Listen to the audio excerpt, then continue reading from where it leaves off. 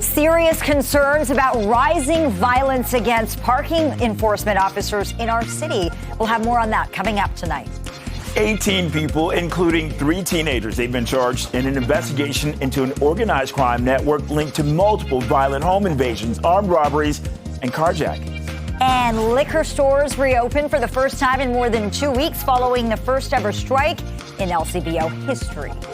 And we are live on the red carpet for the Canadian premiere of Deadpool and Wolverine. This is Live at 5.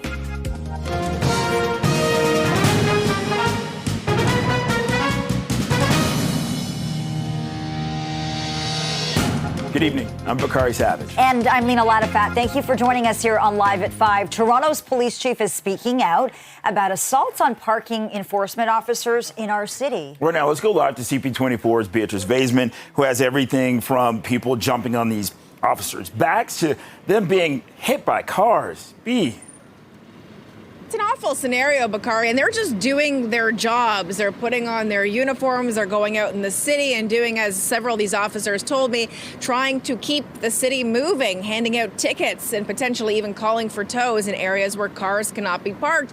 The problem is a lot of people will park. They won't go to one of these and actually pay for their parking, or they won't use the app. They'll think, oh, I'm just running in for a second to grab a coffee or whatever it might be, come out and find an officer in the midst of signing or giving out a ticket. And it's during that moment that most of these assaults occur, according to the chief. So far this year, there have been 26 parking enforcement officers who have been assaulted while on the job.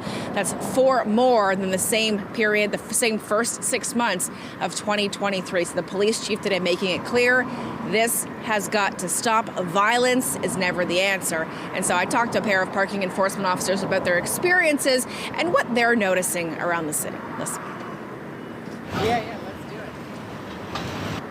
I do patrol, and since I've lost count of how many times I've been assaulted, but my most recent is in the Yonge and Bloor area, which was March of 2023. There were vehicles in the no stopping. I spoke with the driver, say, you need to move your vehicle, you're going to get a ticket. Went and tagged the vehicle in front, came back, he's still there, refused to move. I gave the ticket, and as I'm walking away, I can hear the engine revving. And as I looked, he was going to hit me with the vehicle, and I had to get out of the way. We were taught de-escalation techniques. We're taught like crisis resolution. But yeah, this is a good step forward for us to have additional training.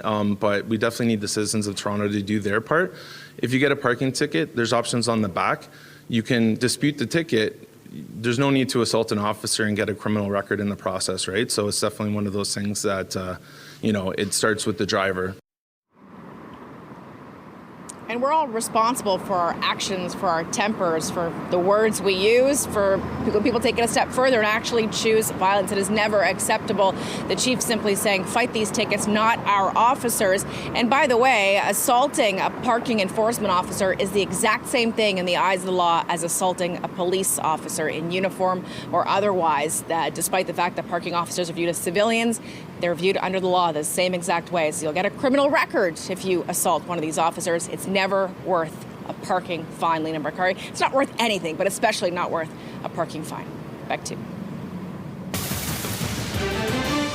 Well, we are dealing with a busy go and problems making for a slow go on the westbound of 401 in the collectors. It's a transport truck that is stalled in the center lane. Again, there's a bit of a delay. Obviously, it's rush hour from the DVP and then on to the DVP North. Slowdowns actually from Dundas. This is the Bayview Bloor camera, but continues busy up to the 401.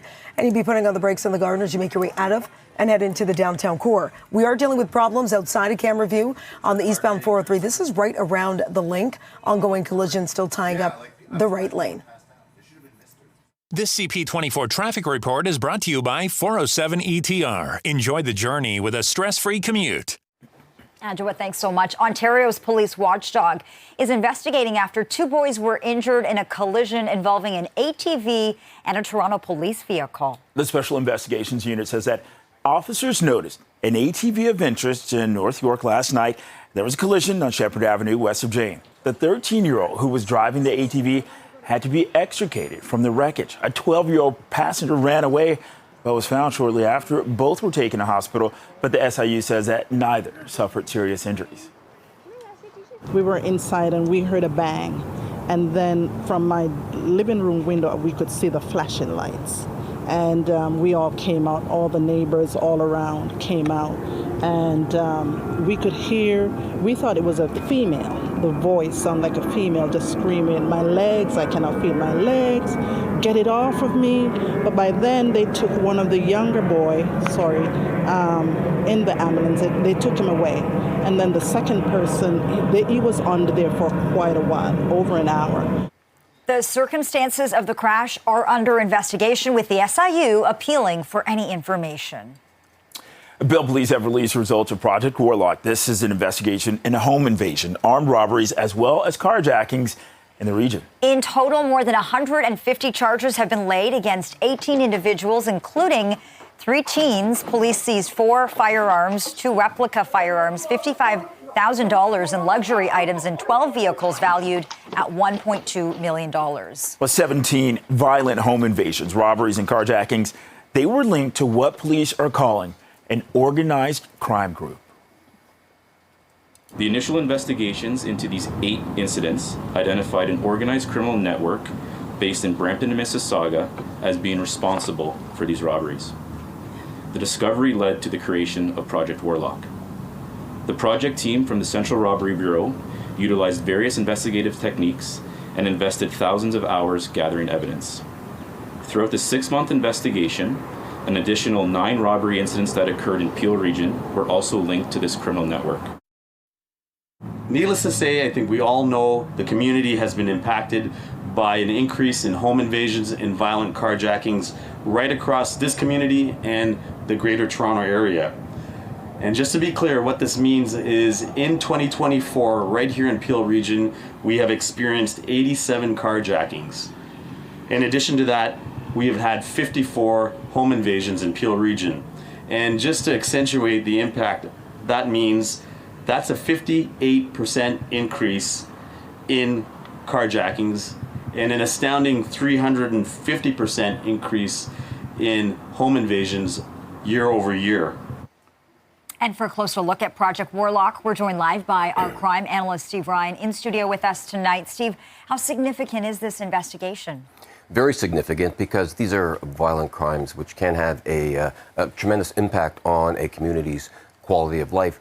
We're talking about home invasion, which is a break and enter with violence, carjacking, theft of a vehicle with violence, robbery is a theft with violence, oftentimes firearms. So people are left traumatized by these events. And what happens with the community is that if you see this going on, you fear that you may be the next victim, and that could affect how you go about your day-to-day life. So it's very impactful for the police to lay these charges, significant charges, and this is why the police did the press conference today, in a neighborhood, because it's the neighborhoods that are affected by these violent crimes. Hey, Steve, what can you tell us about optics and timing, particularly when it comes to this investigation, but similar ones like it, because we've heard a lot of these happening lately?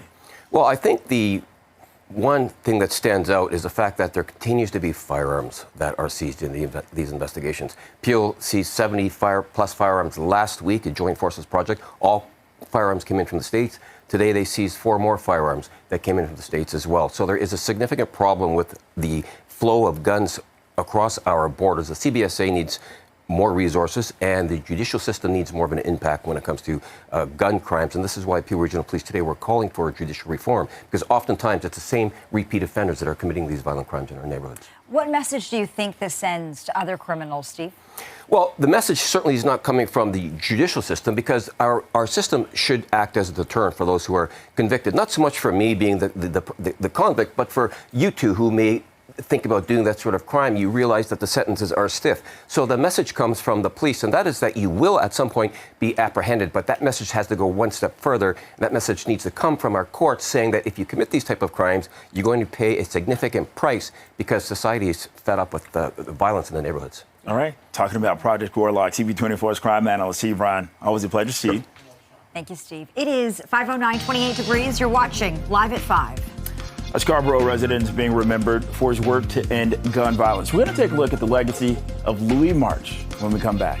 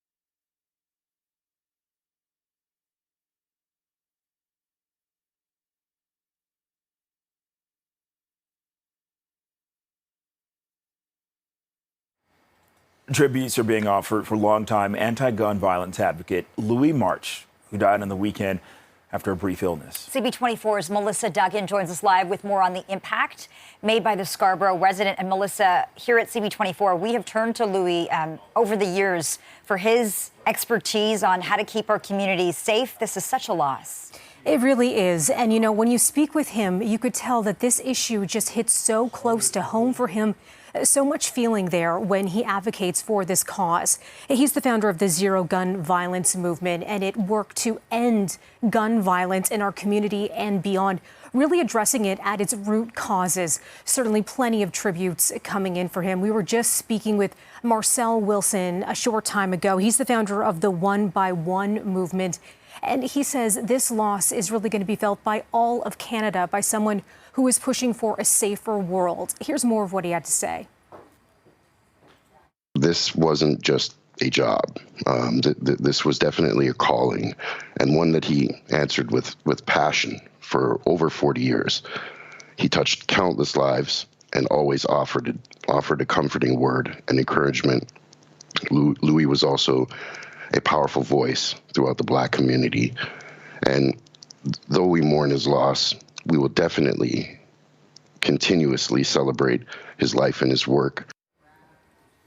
A lengthy and moving statement coming from the Raptors as well, saying Louis March was an elder of the Black community, a partner to everyone involved in the fight against gun violence, and a friend to anyone that felt the warmth of his smile. Louis was a leader in advocating for safer communities and connecting all of us towards a vision of having zero gun violence in our city. Louis' passion remains infectious and will serve as the core principle for continuing his work and honoring his legacy. The Toronto Raptors remain committed and steadfast in our efforts to build a safer community and will continue to fight to stop gun violence until, as Louis said, Rexdale is like Rosedale. Our prayers and support go out to Wendy and Troy. Rest in power, brother Louis. Mayor Olivia Chow says that a fitting tribute will be planned to remember Louis March, certainly a standout in our community, a presence, Lena and Bakari, that certainly will be missed. That is for sure. Melissa Duggan, live in our newsroom tonight. Thank you, Melissa. Well, we are expecting an update on the work being done to rehabilitate the Gardiner Expressway. Mayor Olivia Chow is going to be joined by the province's Transportation Minister, Pradmeet Zakaria, for tomorrow's announcement. It is expected to include details of a partnership reached between the city and province to accelerate construction. Drivers have been dealing with lane closures on the Gardiner between Dufferin and Strawn since April, significantly increasing commute time. A news conference is scheduled for 8 a.m. at City Hall. And City Council will consider more ways to improve transit service along Spadina due to ongoing construction. A motion has been put forward to get rid of parking and taxi stands on Spadina south of Richmond Street to help alleviate gridlock. This would create a temporary priority bus lane due to TTC construction on the streetcar tracks. Buses are currently running along Spadina, which has led to travel times tripling. City Council is also expected to talk about how to make Toronto more resilient to floods like the one it experienced last week. Mayor Olivia Chow is expected to table a motion at the meeting tomorrow that'll ask city staff to look at what discontinued flood mitigation programs can be resurrected and which ones are already working. Climate change is causing the city to be hit by more intense and frequent storms. A recent report says that extreme rainstorms could carry 30% more rainfall to Toronto by 2080.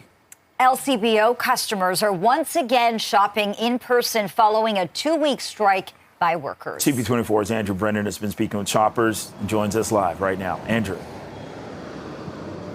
Yeah, Bakari, Lena, I've been speaking with people on locations around downtown for much of the day, and there's a few things that have become apparent. One, those that use the LCBO frequently, restaurant, bar owners, licensees, and, also everyday people. Those that do use the LCBO regularly certainly did miss it. Other people found it more of a hindrance that we were talking to today, saying that ultimately they had to find other ways or sometimes even cancel plans that would involve imbibing because of just the availability of what they were looking for under the current current system in Ontario. But all of that aside, when we have talked to people, some people just saying, this has been a normal 2 weeks for me. Others saying when they first, well, not even saying, let's forget that part, showing with quite literal large movements, dancing. As one woman put it, she did a happy dance when she came into the LCBO today, not because she'd missed going in to buy liquor or hard liquor or wines that she couldn't get at a wine rack or at the grocery store. She actually just missed the people that she's met and known for years because of working right beside the store. And that, to her, is what she met. Now, like I said, we've spoken to people that have talked, one, about the system that's in play and the hindrances that come with that, and on the other side, just, what the impact of the LCBO strike of 19 days was for them. Here's some of those opinions that we got today. I'm not a huge drinker. I was surprised at how many people it did affect. It turns out that, a lot of people like their beer and alcohol, but me personally, if I can't drink, it's not the end of the world for me. Actually, I live in Montreal, and there's this booze that I get here that I can only get in Ontario, and I went yesterday. I was very disappointed, so I came straight here today when I opened, and I'm very glad. So the real question is the glass half full? Is the glass half empty? I think that really says more about the person than it does about the glass. Lena, Bakari, I'll send it back to you both as we ponder that for a second. All right, a whole lot to think about. CP24's Andrew Brennan. Right now it's 5:18, 28 degrees. This is Live at 5. Kamala Harris has earned enough support to secure the Democratic presidential nomination. The latest on the race to become the next president of the United States next.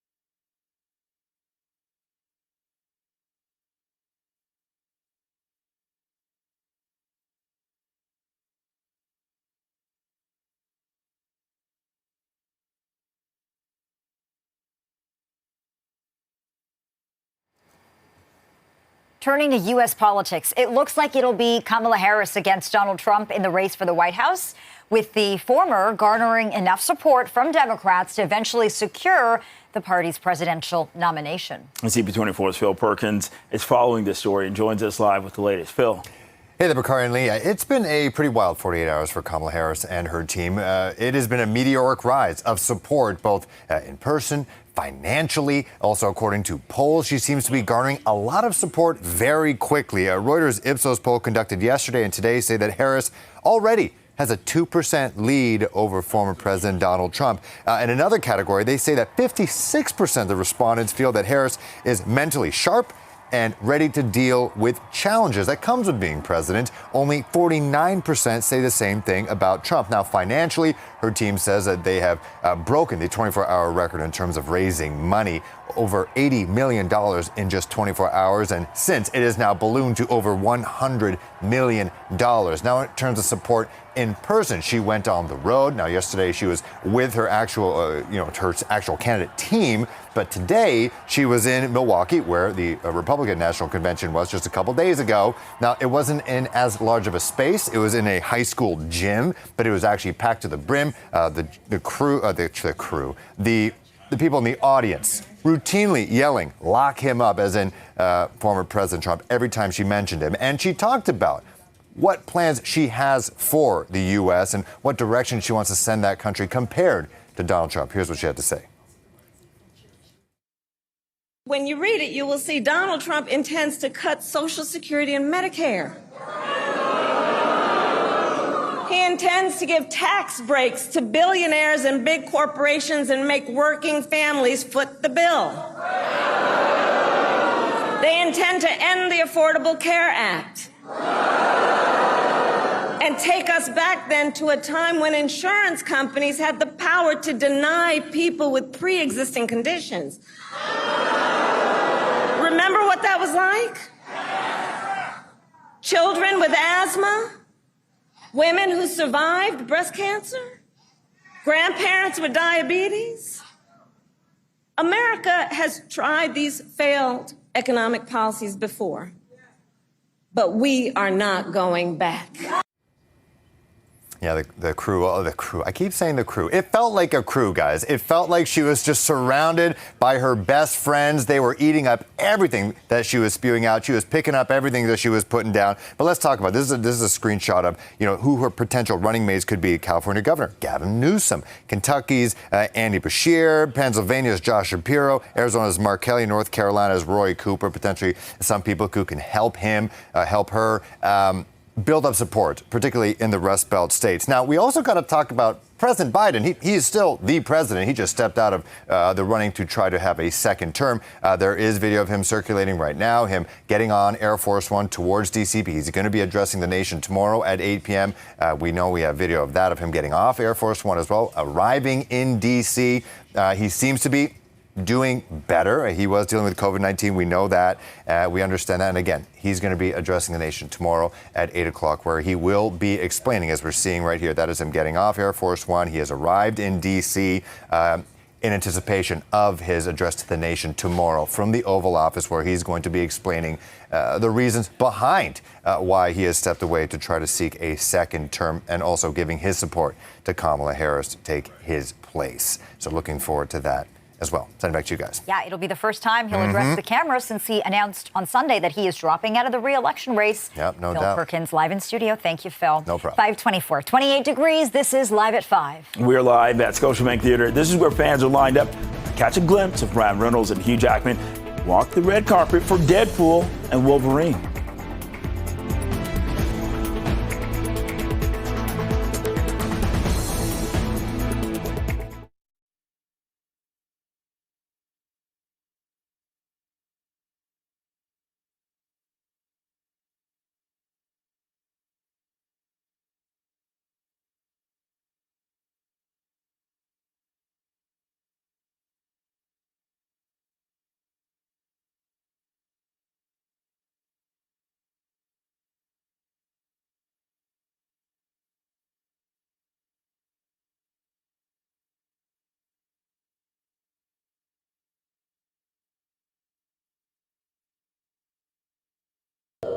I waited a long time for this team up.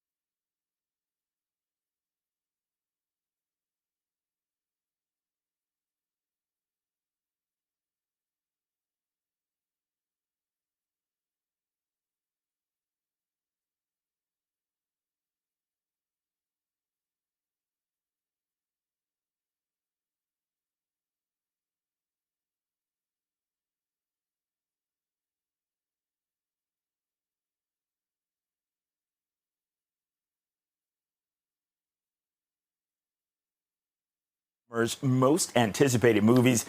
It's set to hit the theaters this weekend. Deadpool and Wolverine, starring Ryan Reynolds and Hugh Jackman. The stars, they're getting up close and personal with fans at the Canadian premiere tonight at the Scotiabank Theatre. And that is where we find CP24's G and Lee tonight. Hi there, G. How's it going?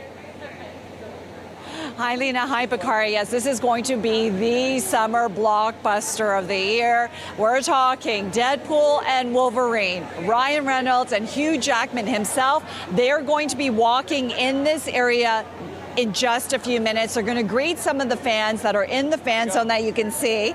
They've been waiting here since 2 a.m., 3 a.m., 4 a.m. One gentleman drove all the way from St. Catharines and got here at around 5 a.m. So these are diehard fans.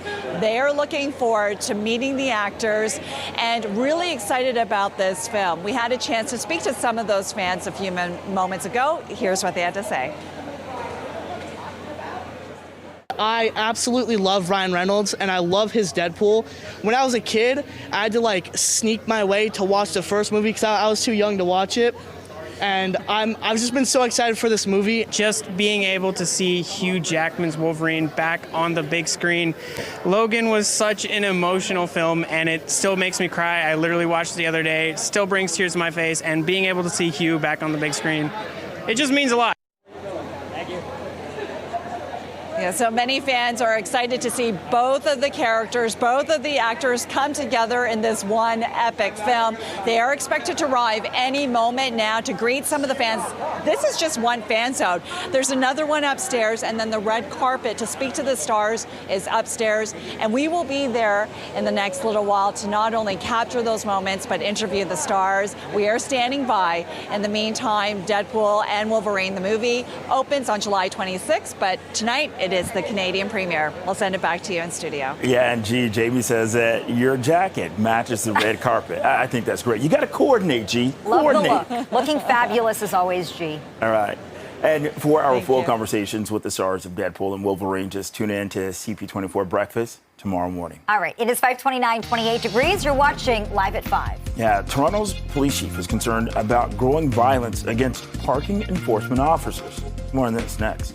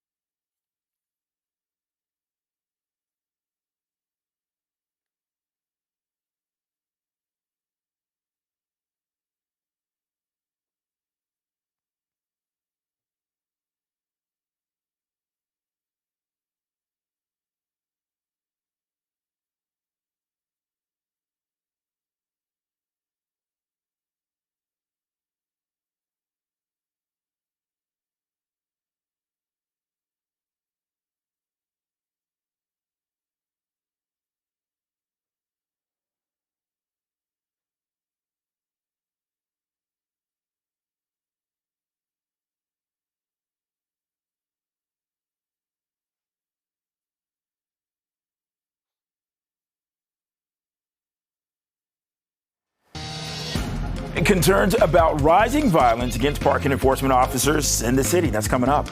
18 people, including 3 teenagers, have been charged in an investigation into an organized crime network linked to multiple violent home invasions, armed robberies, and carjackings. We'll tell you more. The liquor stores reopened for the first time in more than 2 weeks following the first ever strike in LCBO history. This is Live at 5.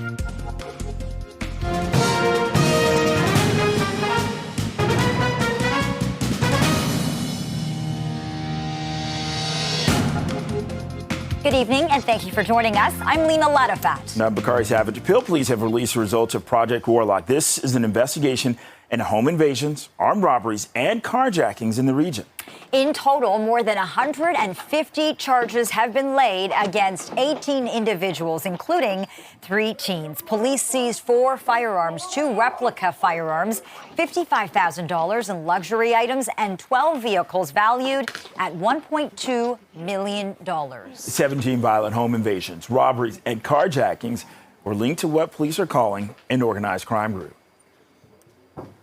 These violent incidents, needless to say, have impact not just on the victims that are targeted, but the entire community around them.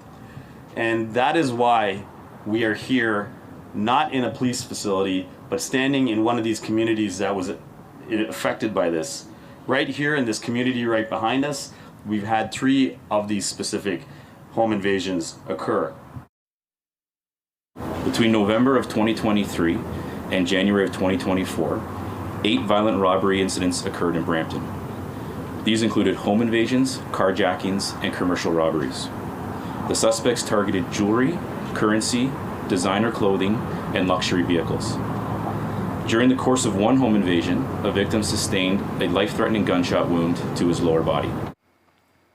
And this investigation is significant because we've been talking about home invasions and carjackings for so long now. And for a closer look at this at Project Warlock, let's bring in our crime analyst, Steve Ryan. Steve, help us understand the organized crime angle here. Can you speak to the significance of that? Well, there's large money in carjackings and in home invasions when you were stealing valuables. Police say jewelry was a target of $55,000 and property was recovered. So it's big business, and there's a lot of recidivism when it comes to these type of violent crimes because there seems to be a revolving door when it comes to the judicial process. And once again today, we heard another police service calling on the government to reform the judicial process so that this can change. Because without a deterrent, people are going to continue to do the same things. See, that leads to my question of, projects like these, what does this mean of where we are as a society? Well, the violent crime, we're inundated with violent crime. And as we were talking about earlier, now the criminals are getting younger and younger. So you're talking about home invasions, which are break-in enters with guns. Carjackings are auto thefts with violence. Robberies are a theft with violence. So the escalation in crime is getting that much worse. And we saw the police chief hold this press conference today in a local neighborhood. And that's because these violent crimes have a tendency to affect neighborhoods, those who are victims and those who aren't victims but could potentially see themselves as a victim. That often impacts the quality of life, and it's very, very impactful police work when it comes to solving this type of crime. You mentioned that we heard from another police service calling for judicial reform today. What exactly are Peel Police looking for? Well, all police managers, chiefs of police that I've interviewed over the past few years talk about the influx of guns that are coming in from the States. Last week, we reported on a project where Peel Police seized 70 guns, came in from the States. Former guns today, they seized in this project from the States. So they're seeing that repeat offenders, they're seeing people who are out on criminal releases, going before the courts and being released again, and people who are convicted of violent crimes are back out in the streets and they're doing the same thing. So the police will continue to do this type of really important police work, but they need help. And they need help from the federal government when it comes to imposing stricter sentences to send a deterrent to other people. It's not just about punishment. It's about sending a message to the rest of society. If you commit these violent crimes, this is what's going to happen to you. Okay, talking about Project Warlock, CP24's crime analyst, Steve Ryan. Thanks, Steve. Okay. 5:35, 28 degrees. Let's get a check on that. Evening drive. Adjuencia Yabwa has those details. Hey, Adj. Oh, hey, Lena. Yeah, it has been a busy afternoon and quite a few problems impacting the drive. We'll start with issues on the eastbound 401 in the Express. This is just as you approach the 400, actually just past it. Right lane blocked up following a stall. Then we have that long-standing stalled transport. Westbound 401 in the collectors at Bayview, center lane occupied. Not an easy drive on the DVP North, and it's because of this issue. Northbound DVP approaching Eglinton, another stall that has the right lane blocked. And we have issues, QEW, Toronto bound. On the ramp that takes you to the 403, it's another stall, and it's in the right lane. And getting word of a serious collision on Jane, all lanes blocked right at the 400. I'll send it back to you both. All right, thanks, Adj. Well, Toronto's police chief is speaking out about assaults on parking enforcement officers happening right here in our city. Let's go live to CP24's Beatrice Faisman. And this is a troubling trend, B. It really is, Lena. Never mind the verbal assaults that so many of these parking enforcement officers experience on a near daily basis, but some of them get punched, get shoved. One that I spoke to had someone jump onto his back, try to strangle him from behind, several others dodging out of the way of moving vehicles as these drivers allegedly tried to hit them. So that's the message from the chief today. Violence is never the answer. Fight the tickets, not our officers. Here's what one officer shared with me about one of the experiences that sticks out in his mind. I had one scenario where I was hit by a taxi cab that was trying to avoid getting a ticket. I had put myself in the roadway to try to move the taxi cabs along. They were staging in an area that was a no stopping area. And when they didn't move, I started to issue tickets. One of the drivers decided he didn't want a ticket, tried to speed off and hit me with his vehicle. And so the chief talked about the fact that, it's really tough getting around the city with congestion. Sometimes finding parking is incredibly difficult. You're circling the block, you see a spot, and you think, oh, it's not really a spot, but I can just run in and get something, and you get out, and there's a parking enforcement officer handing you a ticket. Violence is never the answer, period, no matter what. The stats showing that this year compared to last year, this year there's 26 assaults on parking enforcement officers just in the first 6 months of 2024. That's up from four more compared to the same period last year. So incredibly frustrating. The chief and the head of the police union today simply saying, don't do it. And that's why a campaign is being launched to raise awareness about the problem. Here's Chief Demke. We can all acknowledge we've experienced congestion in the city. We can all understand that it leads to a sense of frustration. I'm a lifelong resident of this city, and I've watched it change over the years. So I totally get the frustration.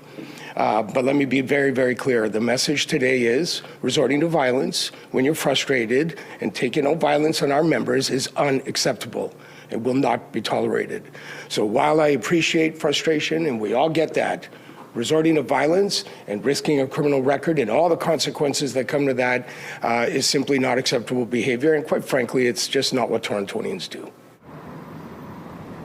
And the chief and the head of the police association also talked about the fact that someone is willing to risk having a criminal record for a $30, $40, $50, $100 parking ticket is just beyond mind-blowing to them. In the eyes of the law, these civilians who are parking enforcement officers are the same as a police officer. So no matter which one you assault, don't do either. But if you assault a parking enforcement officer, you'll be charged just the same way as assaulting a police officer. So a troubling trend, but that's why the chief and the head of the union were out there today trying to raise awareness to bring an end to this troubling situation. Back to you guys.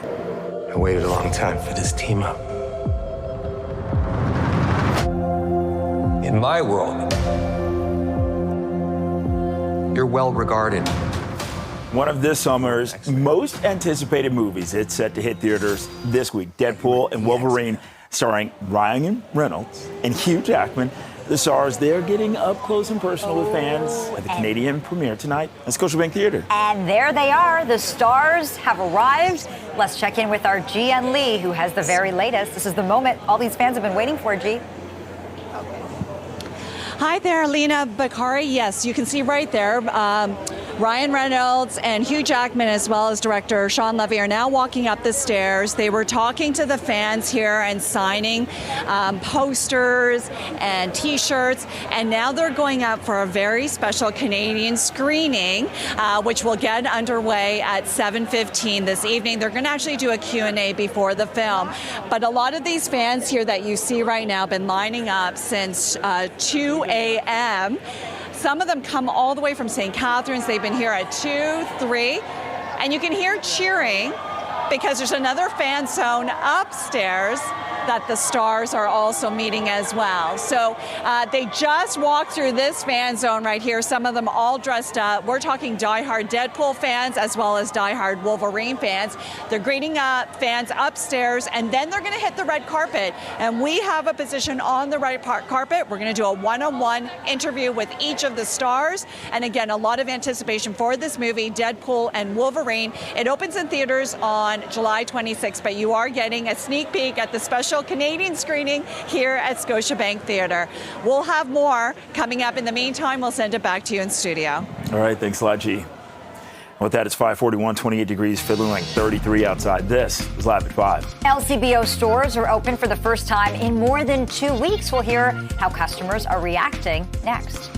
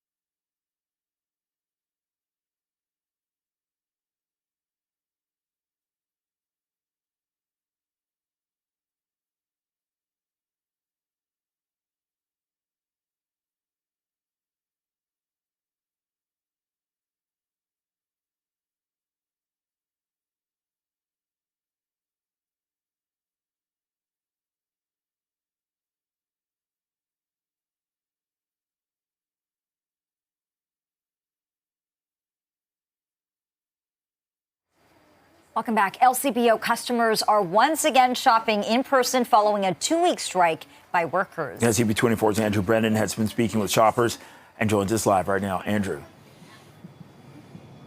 Well, Bakari, Lena, those that like the LCBO seem to like it a lot and were rather, let's just say, happy to be able to buy liquor in person once again.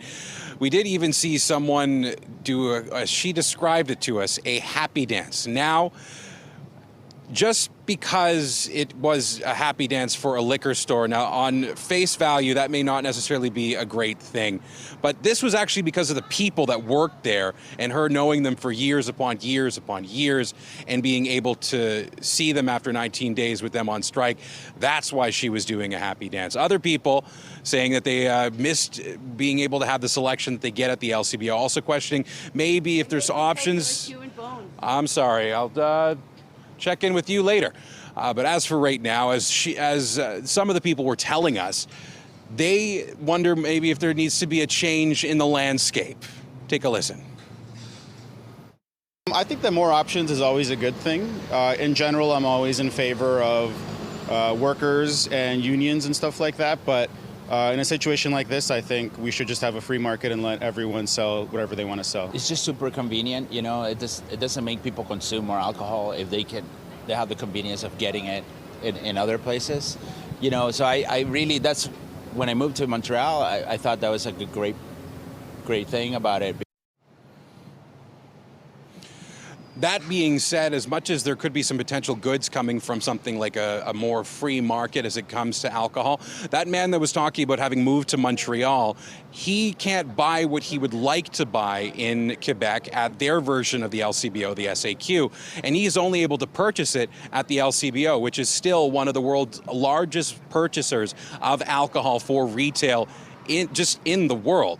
And with that buying power does come some choice as well. So there's a bit of a let's just say two options here and benefits seemingly to both. But as we wrap up here, some people quite happy that they're able to get their booze again. Back to you. Andrew Brennan reporting live outside an LCBO tonight. Thank you, Andrew. Let's talk about health care. The Canadian Medical Association is calling on governments to ensure that Canadians have access to publicly funded health care without having to pay for it privately. In a new report, the CMA examined the mix of public versus private health care across the country. The organization made 22 recommendations, including calling on governments to establish primary care teams for 50% of Canadians within the next 5 years and reaching 80% within 10 years. They also called on governments to clamp down on jurisdictions that charge user fees to access publicly insured primary care. 546, 28 degrees. This is Live at 5. And coming up, the latest on the evacuation of Jasper National Park due to a wildfire.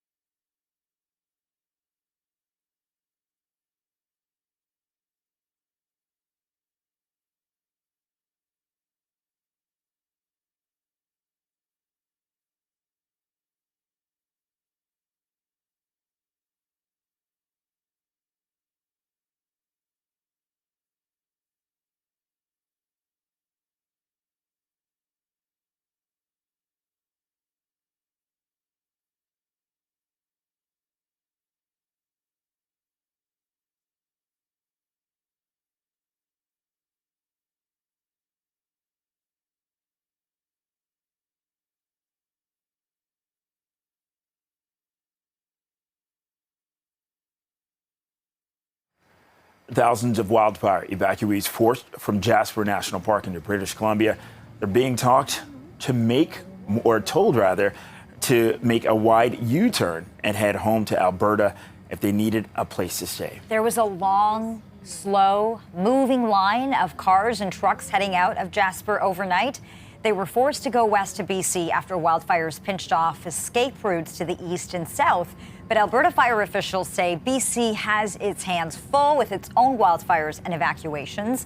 Reception centers are being set up in Grand Prairie and Calgary, but that means long detours to reach those from British Columbia. We know the estimates of folks that left the Jasper area last night are between 18,000 and 25,000. That's a big mix of people, everything from tourists to residents to local Albertans that may be camping in the area or doing activities in the area. So we've offered our doors to help. We're working with the Hotel Association and our partners to understand what type of availability we have, but we have not set a number at this time of what we would be able to receive, knowing they've got a long journey ahead and we're not sure how many will actually arrive in Calgary. So it's a really fluid situation. Some 360 wildfires are burning in BC, the worst in the interior. Crews are making progress battling a massive wildfire in Williams Lake, but to the south, the Shetland Creek wildfire has grown, forcing residents there to flee. It's 5:51, 28 degrees, feeling like 33 outside. This is Live at 5. Coming up, the impact of high interest rates, what Canadians are saying, according to a new poll.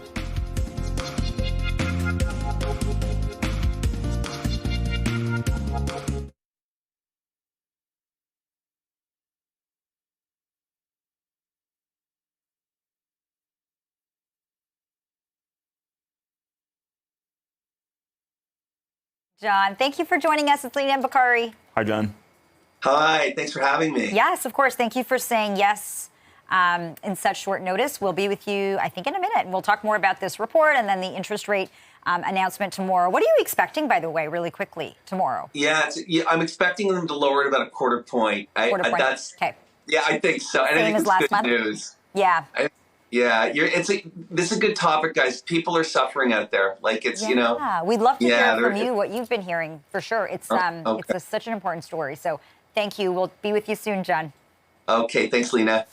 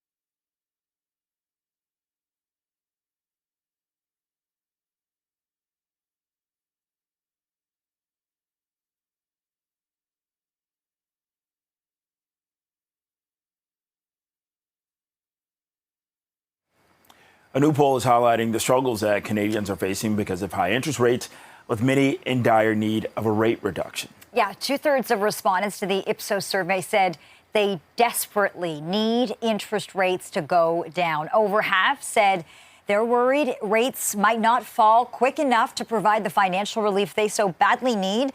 Additionally, 3 in 10 say they're unable to afford their bills or make debt payments under the current conditions. And for a closer look at this survey and for more on how people are really feeling right now, we're joined live by John Klotz, financial planner, investment planning counsel at Northwood Financial. Thank you for joining us tonight here on Live at 5. The timing matters here, John. This comes ahead of tomorrow's Bank of Canada interest rate announcement.